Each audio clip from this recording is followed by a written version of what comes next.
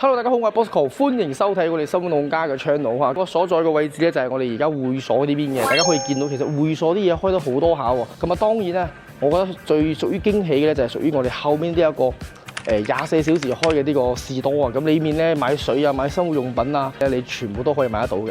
咁啊，然之後右手邊呢邊咧就係我哋暫時嘅物業管理中心。咁啊，呢一次咧，我哋亦都係首次喺視頻嘅過程中咧，俾大家見到下我哋嘅物業管理處嘅。我哋呢個地方向上睇，哇！上邊可以見到成個天空啦，又可以見到幾個座數啦，2座、1座、9座啊、11座，你通通都望得到，非常之靚嚇。啊，今日咁樣嘅天氣咧，亦都非常之唔錯。我哋睇一睇我哋國慶之後嘅保利呢邊有啲咩新嘅優惠帶俾大家啦。咁同埋咧，幫大家再去回訪一下我哋呢一次最新在售嘅座數啦，同埋積數啦。咁同埋仲有一個最後嘅重點咧，就係大家心心念念嘅11座即將要收樓㗎啦。咁啊，首先就預祝各位業主到時就收樓快樂啦。咁啊，所以咧，我哋接下嚟咧，隨住我哋嘅鏡頭咧，就去翻我哋呢一次嘅正題，幫大家再去 update 回訪下保利天君呢邊嘅最新情況。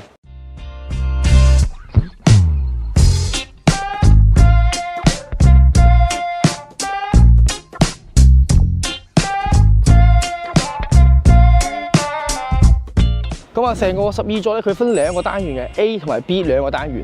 咁呢一次咧，主要同大家介紹咧就係12棟嘅 B 座。咁啊，首先就係前面兩戶咧係01、02嘅89平方，03咧就係我哋嘅107橫廳嘅4房。咁啊，隔離嘅04咧就係我哋118方嘅南北對流嘅4房單位嚟嘅。咁啊，收樓期咧會喺明年2025年嘅6月底咧就可以全線收樓噶啦，俾大家感受一下正值晏晝嘅保利天君嘅呢個園林嘅景觀嚇，都幾靚仔下嘅。咁呢度咧其實咧就係我哋呢一個7座樓下嘅兒童樂園啊。咁啊呢度咧大家可能比較熟悉啲啦，買過嘅業主或者睇過嘅啲朋友仔都知道，呢度咧就係我哋9座之前嘅示範單位，個頂棚拆咗好靚，即係可能喺鏡頭面前面冇辦法即係可以顯示咗出嚟，但係真係好靚好舒服下嘅。然之後咧，你會發覺到喺啲公共空間咧，佢擺咗啲咁樣嘅不鏽鋼嘅凳啊，坐喺呢邊。有時秋天嗰陣時咧，大家可以 enjoy 一下。重點嚟啦，重點嚟啦！透過呢一條小路咧，大家有冇見到前面呢一座樓咧？好神秘啊！聽講啲業主等咗2年幾，終於可以收樓啦。我哋其中之一個業主嚟嘅，冇錯就係我哋嘅11棟，即將係下個月11月30號嘅呢個主角嚟嘅，就係我哋11棟。樓下嘅園林已經係整得七七八八㗎啦嚇，有警戒線啦，不過都可以 walk 過去睇下嘅。咁啊，然之後11座咧，我而家可以見到外立面喺度死緊嘅，死緊個玻璃啦、外立面啦，同埋樓下啲園林咧都打得差唔多下啦。大堂 lobby 位咧準備好晒，咁應該上面咧做緊最後嘅裝修工程嘅整備啦。咁啊，讓大家咧可以喺下個月底嗰陣時咧就可以開開心心收樓啦。隔離呢邊就係10座。兩個單元樓下嘅園林都好靚嚇，可以想象得到，到時候12座，呢一次嘅另外個主角就係呢度12座，到時連埋成個12座嘅園林一鋪過去咧，成個保利呢邊嘅感覺咧就完全唔同晒㗎啦。呢一次咧，我哋國慶後咧，保利呢邊依然有佢哋嘅兩個嘅選擇嘅套餐去，讓大家買樓嗰陣時咧可以 keep 上去嘅。一個咧就係加7萬啦，加9萬啦，你係有個產權車位嘅，咁啊或者係你再揀多一個免費嘅13件套嘅全屋家電入裝咁樣咧，兩種選項帶俾大家嘅。咁啊，整體89方嘅均價咧，係會喺我哋嘅14000幾左緊嘅；107平方咧，就會喺我哋嘅16000到17000之間；118方咧，因為佢係東南位嘅南北對流，望住湖景咧，價錢咧比較堅挺少少，所以今一期咧就做翻個特價噶啦。咁一陣咧，我哋上翻示範單位，幫大家睇下示範單位嘅回訪情況又係如何嘅，幫啲新嚟嘅朋友再去回顧一下我哋嘅示範單位。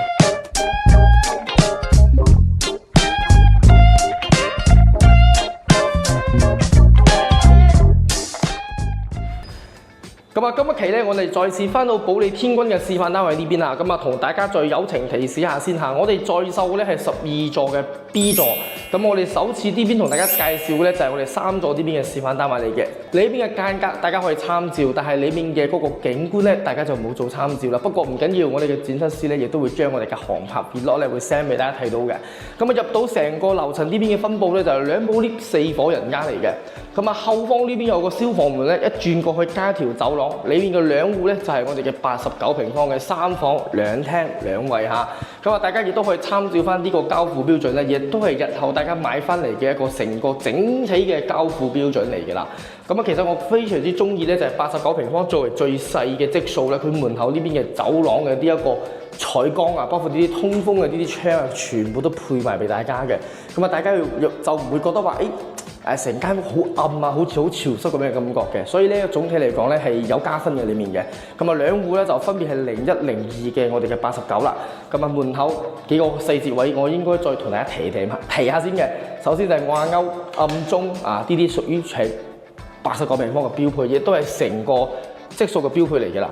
咁啊，入到門口咧，你會發覺到呢個門咧啊，連我建設師都不敢諗一下咧，個門好似靚咗好多啊！睇完啲舊式嘅膠標之後，係嘛？包括成個色調咧，佢會偏向於我哋嘅一啲冷色風格嘅簡約風格。咁啊，左手邊呢邊咧就係佢一個交付嘅一個玄關櫃啦。咁啊，大致上就咁樣嘅款噶啦。咁啊，入到成個89嘅間隔咧，佢係傳統嘅書廳啊，闊到係3.5嘅客廳嚟嘅。咁啊，成個頂部嘅感覺咧，因為佢少做咗天花，相對於新式嘅交付標準嚟講咧，佢成個頂上邊嘅空間感覺咧會比較足少少嘅。咁啊，後期如果大家想要做天花嘅情況之下咧，咁大家可以去做個 design 嘅。咁啊，成個廚房嘅位置我講咗噶啦，呢個89平方，如果有條件嘅，一定要 set 翻一個中島台可以拉伸型嘅，咁樣咧成個餐廳嘅空間咧啊，包括佢呢一個感受咧，可以容納到更加多嘅人同你一齊 enjoy 翻呢個旗杆新城嘅東區呢個地方。咁啊，入到廚房呢邊咧，其實呢個地方仲有個湯門嘅，只不過咧為咗示範展示咧，佢就唔會特登 show 出嚟，驚搞壞咗。咁啊，大家所見到嘅廚房裏邊嘅所有色調啦、吊櫃啦，包括呢一個廚房嘅三件套啦，通通都係我哋嘅交付標準嚟嘅啦。咁同埋呢邊亦都係明柱嚟嘅，啊有個窗嘅，啊咁包括呢個星盤咧，亦都改造成大型嘅星盤啦，高低落差嘅細節咧係依然俾到俾大家嘅。嗱，所以話咧呢一次咧，我哋天君呢一個產品咧，佢主要打造嘅咧就係 location，第二個咧就係細節，啊咁我覺得係非常之滿意嘅。咁入到成個東區嘅客廳呢邊啦，如果你唔做呢啲我哋嘅電視櫃咧，其實你擺張梳化喺呢個尾部，再 keep 翻呢一個闊度咧，其實擺一個65到75寸嘅電視咧，已經非常之夠用噶啦。啊，咁啊，如果唔想擺電視嘅，唔翻嚟長住嘅，亦都可以 set 翻一個吊式嘅咁嘅一個投影儀咧，亦都唔錯。啊，各類亦都好多性價比幾好嘅咁樣嘅產品嘅。咁啊，然之後咧就係佢嘅呢一個騎樓嘅位置啦。咁啊，騎樓呢個玻璃用嘅係雙層嘅隔音玻璃嚟嘅。咁啊，四節位依然係有嘅喎。咁你出嚟咧係一個窗嘅一個軌道啦，再落嚟咧就有一個階級型嘅，慢慢咁樣斜落嚟嘅四節啊，大家可以見到。咁啊，整體嚟講咧，佢呢個89平方嘅佢成個騎樓嘅闊度同埋呢個深度咧，唔算話係十分之突出嘅，但係就夠用。所以你後期咧89平方會統一做翻一個風窗嘅處理咧，將個空間再一步嘅放大化，咁樣個89平方睇起身咧就比較闊綽少少嘅。咁啊，然之後再帶大家睇翻我哋嘅正區啊，好耐冇同大家介紹翻啦。咁其實咧應該會喺呢個地方咧會有一個感應燈嘅，即係你關晒所有嘅燈組之後咧，你晚上咧只要有人行出嚟咧，佢就可以感應到。咁樣就有一個感應燈，咁啊慳咗大家就唔使開燈又開關咁樣啦。咁啊入嚟咧，呢個戶型咧，我之前同大家分享得最多咧，佢就減少咗走廊嘅空間咧，就加大咗佢哋成個房間嘅間隔。咁啊點加大法咧？再幫大家介紹下先。右手邊呢邊咧就係我哋個公共洗手間，做咗個3段式嘅。呢個3段式唔論係個水喉位啦，包括裏面嘅一個乾濕分離啦，包括馬桶位咧，空間係做得啱好，非常之多嘅，非常之好㗎。唔大又唔細又夠用喎，你又揀唔出佢咩，揀唔出佢有啲咩唔好嘅地方，但係就間好夠用。咁啊，然之後大家可以見到啲櫃咧，佢全部唔做落地嘅，就係防止大家積塵嘅，方便清潔嘅，都幾好下嘅。咁啊，包括呢啲鏡後邊嘅容納空間啊、收納空間都有翻嘅。咁啊，然之後咧就係我哋後方嘅呢一間我哋嘅叫客人房啦。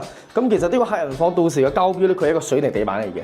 咁啊，出面個窗咧係冇翻嘅，所以後期大家自己去鋪翻嘅。咁啊，成個呢個房間裏面咧有11個平方，約等於係香港嘅120尺左右一個空間啦。其實幾好下嘅，裏面嘅線啊、插座位咧全部幫你配好晒嘅。咁後期只要一組裝就 OK 嘅啦。咁我後方呢邊咧仲有個比較細型少少嘅一個小朋友嘅房間啦。咁你會見到佢連住個飄台咧，佢做咗個飄台床咁樣嘅。咁如果後期咧大家唔想做 BB 房咧，你可以再拉出嚟少少，做到整體闊到米5咁樣嘅個榻榻米嘅床咧，我覺得夠用下嘅。因為近排我都研究緊裝修，對於呢間房嘅設計咧，我有好多種 idea 嘅。咁如果大家有感興趣嘅，想分享嘅，亦都可以揾 Bosco 呢邊一齊分享探討下都 OK 嘅。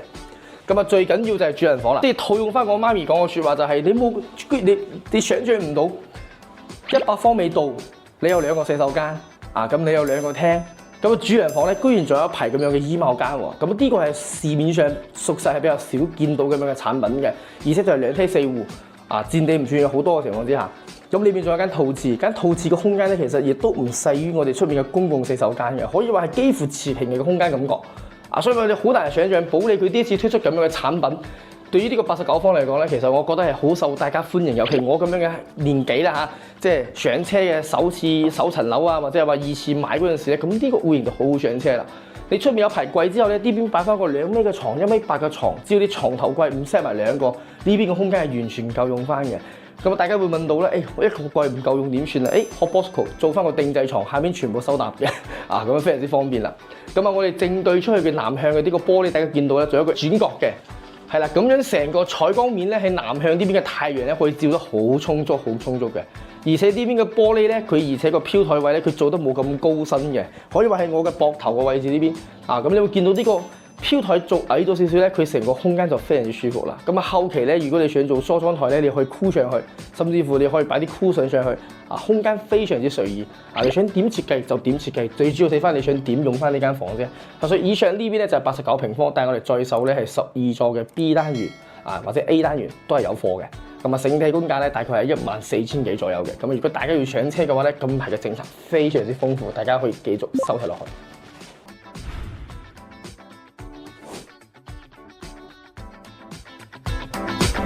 咁我哋然之後咧，幫大家介紹第2個戶型咧，就係我哋呢一次嘅交付標準嘅107啦。咁107咧係深受大家嘅中意嘅，可以話係天君呢幾年賣得比較多同埋比較多港人選擇嘅一個明星戶型嚟㗎嚇。咁入門口嘅一個細節位咧就唔多複述啦。咁啊，然之後入到嚟咧，呢個咧就係正式嘅交付標準嘅玄關櫃，同埋呢個門啦、密碼鎖啦，呢啲全部都係大家所見到嘅，就係所得到嘅。咁啊，呢個戶型有一個好處就係個廳好大啊！呢個大家可能好難去明白咩叫橫廳，咩叫豎廳，其實咧就入門口呢個廳，你睇佢點設計到嘅。佢騎樓偏闊少少嘅，整體嘅廳向住南向嘅露台咧，咁樣就叫橫廳噶啦。同埋佢啲房間咧，全部塞喺佢嘅4邊角裏面去咧，咁亦都叫橫廳嘅設計之一嚟嘅。所以呢個叫橫廳啊，清晰易懂又明白少少啊。咁大家可以見到地磚啦，佢用嘅磚嘅板塊嘅款式咧，都係比較長身少少嘅，唔似嗰啲4磚拼埋一齊嘅。所以話用磚呢方面咧，喺新嘅交付標準裏面咧，保利咧亦係用咗佢嘅一啲功夫喺裡面㗎嚇。咁啊，而家大家可以見到啦，除咗呢個燈帶唔係交標之外咧，上面呢啲全部都係交付標準嚟嘅。咁啊，呢個橫廳係擁有住5.8米嘅闊度嘅大廳嚟嘅。咁出面嘅騎樓亦都一樣，只不過出面嘅景觀咧就唔可以作為一個參照啦。因為咧，我哋12座賣緊嘅最靚嘅景觀咧就唔係呢個朝向，應該就係北向嘅我哋嘅人才公園嘅湖景係靜靜望住過去嘅，非常之靚。咁啊，然之後咧就係大家最並舊個問題就係橫廳嘅廚房好細啊。咁啊，其實講實話咧，對於平時啊常有煮飯咁樣嘅一個習慣嘅呢個朋友嚟講咧，可能會真係雜咗少少嘅。不過之前同大家介紹過咧，其實係有好多嘅改動空間帶俾大家嘅。首先就係大家嘅通俗嘅諗法就係，我樓都買到成差唔多200萬嘅樓啦，個雪櫃先放單門嘅，我係好難頂咯，接受唔到咯。唔緊要，我幫下你先。首先就係呢幅牆可以拆咗佢嘅，佢唔係承重牆。咁而家大家可以見到咧，我哋嘅燈掣位喺呢個地方，你可以將成個廚房嘅呢一個門檻咧向外推到呢個方向呢邊嚟。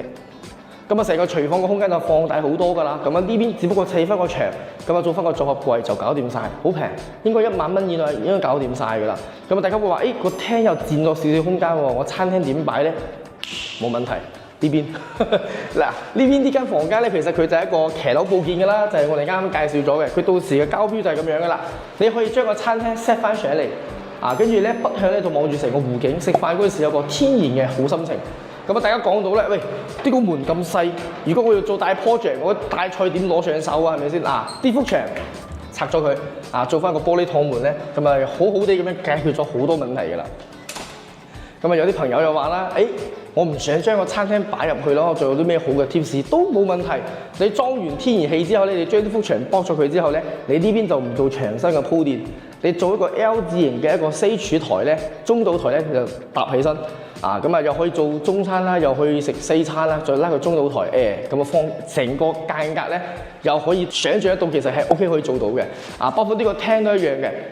仲有第二個問題，大家所問到嘅就係話，我橫廳我點擺電視咧？比如話我電視放喺後面呢幅牆呢邊，咁我個梳化咪要放喺我呢個位置，係嘛？我又唔想咁樣咯，遮住晒啦。其實我俾大家更加有效嘅方式就係成個廳。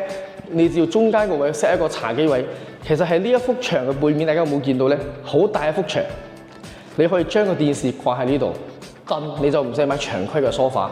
而家喺國內咧有好多啲好創新嘅不規則嘅咁樣啲梳化咧、凳啦，你可以任意擺噶啦。甚至乎你唔想掛電視，你都可以擺個投影芒都冇問題，你都可以接受到嘅。係嘛？即係我自己覺得係咁樣嘅方式會有效咁樣幫大家規避到大家覺得喂，我唔知點擺啊，唔知點搞。即係大家睇片可能覺得我講得好快，大家可以再回想一下，諗一諗啊，其實有啲道理嘅。咁啊，同埋出面呢個窗啦，好多人會覺得話，呢幅窗好大個騎樓啊，係嘛？有啲人會覺得咧，我長期唔翻嚟咧，你留住個大騎樓咧，因為南方天氣落雨天一定係多嘅，颱風天都係多嘅。如果你唔長期翻嚟咧，唯一嘅建議就係封窗。封埋個窗，其實我有業主已經係10座嗰邊係封緊窗嘅，成個封窗嘅效果係非常之舒服嘅。咁封窗咗之後，成個空間加大咗啦，你可以做個小茶室做個自己嘅一個小吧台，亦都係冇問題嘅，你全部都可以 enjoy 得到。當然你保留都可以，都非常之靚仔嘅，係嘛？就睇翻你點去選擇。跟住咧介紹埋呢個凍區嘅呢個產品嘅呢啲動線之後咧，再同大家講下我哋嘅一個正區嘅嘢先嚇。咁正區首先咧，佢依然係做咗個客廁3段式嘅 design。咁呢個色調啦、馬桶位啦、淋浴嘅乾濕分離咧，你所見到咧，全部都係交流標準。咁右手邊咧仲有一個北向嘅房間嘅，呢間北向嘅房間咧係拆唔甩嘅，可以保留翻。咁如果你係一家2、3口住咧，咁呢間房間俾小朋友啊，俾啲 friend 嚟住下咧，非常之方便嘅。咁日後咧北向就望住我哋嘅湖景。咁正對出嚟咧，南向呢邊有間房間仔嘅。咁到時呢個房間大致上按照12棟嘅呢一個環境啊，同埋個景觀嚟睇咧，佢就係望住我哋嘅園林嚟嘅。咁望住園林，我覺得亦都唔會太差嘅，都夠用翻嘅。但係呢間房咧，一陣咧同大家再介紹下，仲有好大嘅活動作用空間喺裡面嘅。咁呢邊就係主人房啦。咁成個主人房咧，佢做咗一個套廁嘅 design 啦。咁右手邊又係我哋嘅套廁嘅空間，同我哋公廁都差唔多嚇。咁然之後，大家出嚟咗咧，可以左右兩邊都係有我哋嘅窗戶嘅，可以話係做咗個南北對流嘅。咁大家可能平時有做開裝修㗎，住得有生活有要求啲嘅人會發現到，Bosco 呢間房好似爭少少收納空間，冇錯啦。咁我喺開頭轉過嚟嗰陣時，同大家講咗，我哋隔離嘅南向嘅房間有個大有作為嘅一個作用係咩咧？你可以將原先呢度門封咗佢，正常從間客房行開入嚟，喺呢個地方開一個趟門。咁嗰間房間可以作為你專屬嘅衣帽間。如果你住嘅人唔多嘅話，只係2個人住，偶爾3個人住嘅話，係可以用到咁樣嘅操作嘅。其實裏面有衣帽間啦，衣帽間你又可以做埋一個半收納室啦，或者做個 HiFi 房啦，都係冇問題嘅。經過呢個門，再入到呢個成個空間都係你嘅地方，又好似又玩得過係嘛？所以話咧，呢個107點解會咁受歡迎咧？就係佢改動空間好大，同埋佢性價比好高。就算你睇完118方嘅南北對流嘅雙露台都好咧，我覺得你依然會鍾情於呢個107方就係咁樣嚟㗎啦。所以我會覺得咧，佢呢個會比較有參考價值嘅。所以今一期咧，亦都係幫大家介紹翻12座嘅89同埋107。所以咧，成個107嘅總體均價咧，應該會喺16000到17000之間嘅。望住後邊嘅湖景都好靚下㗎，同埋咧佢嘅收樓時間就會喺明年嘅6月份嗰陣時嘅，我覺得亦都可以接受到屬於準現樓階段嚟㗎啦。咁同埋咧，同大家再復述一下咧，就係呢一次咧，我哋有一個2選1嘅一個購買包啊！你可以加幾百蚊攞啲產權車位，甚至乎你可以唔加錢就攞翻保利贈送俾大家嘅13件套嗰啲家電仔咁樣嘅，所以2選1嘅方式都好靈活，亦都可以幫到大家。同埋咧，同大家講下先咯，而家我哋嘅中山買樓咧，你如果做上會嘅話咧，就係15% 就可以上車啦，總價嘅15%。跟住呢個銀行利率咧可以做到3.15啦、3.25啦，都係冇問題嘅，都係屬於一個水位比較低、個 timing 好啱嘅地方嘅。咁接下嚟咧，再幫大家再睇一睇下118嘅 Vlog，讓大家再去感受一下，睇下你會點選擇你中意嘅屋苑。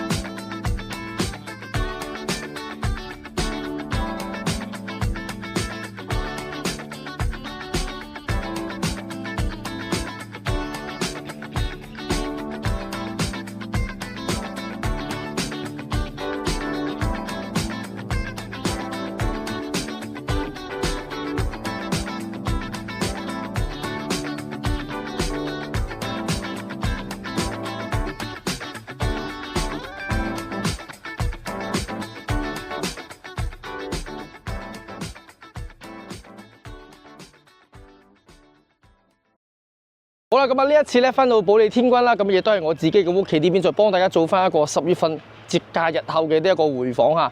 咁啊，其實大家不難睇得出嚟咧，其實保利天君喺呢幾年嘅整體嘅價錢咧，相對於嚟講係比較堅挺啲嘅。咁啊，好多觀眾會話到啦，其實Bosco 你又吹水啦，咁啊其實價錢平咗好多喎，相對於3座嚟講嗱。你都識講啦，相對於3座嚟講平到好多。3座有咩特性啊？出面係開揚景觀，價錢高啲都好正常啊嘛，係咪先？咁啊12座咧，其實佢個缺點亦都好明顯，就係佢會靠近翻我哋嘅路軌呢邊嘅，同埋佢前面南向嘅呢一棟樓嘅前面嘅視線咧，亦都冇3棟咁開闊。但係佢唯一優勝嘅地方在於佢大面積積數嘅後方可以睇到湖景，所以佢整體均價咧會比較偏低啲嘅。相對於我同11座買嗰陣時嘅價錢，其實係差唔多一樣嘅。咁啊，同埋呢一次咧有2個套餐大家可以選擇到嘅，就係要麼就係加錢買產權車位，要麼咧就係直接攞翻佢嘅13件套嘅全屋家電啊，2種選一種嘅嚇，唔可以2個都要晒嘅嚇。呢個視頻做證，費事大家同我到時話Bosco 你又話要送車位又送呢啲嘢，冇嘅嚇，要錢嘅車位要錢嘅，你家電可以免費攞嘅。咁啊呢一次咧有睇到新嘅交樓標準啦，同埋俾咗一啲我哋嘅一啲住嘅準備買入嘅戶主或者買咗嘅戶主咧有啲設計上面嘅一啲風格可以帶俾大家嘅，因為我自己目前都要執在於手，我哋去做裝修嘅，因為下個月嘅月底咧就係我哋11座嘅全線收樓，你又要收，我又要收係嘛，所以咧到時會幫大家保駕護航好呢個收樓嘅呢個售後服務嘅。咁啊總體嚟講咧就係天君咧就會向住越嚟越好嘅地方喺度發展緊嘅。咁啊旗江新城咧亦都喺度慢慢喺度建設緊佢有嘅嘢啦，包括路面上嘅修改啦，包括我哋簡單嘅士多嘅添加啦，其實對於成個居住嘅幸福感咧指數嚟講咧係提升緊嘅。咁我亦都好希望旗江新城可以越嚟越好啦，地鐵可以快啲整好啦。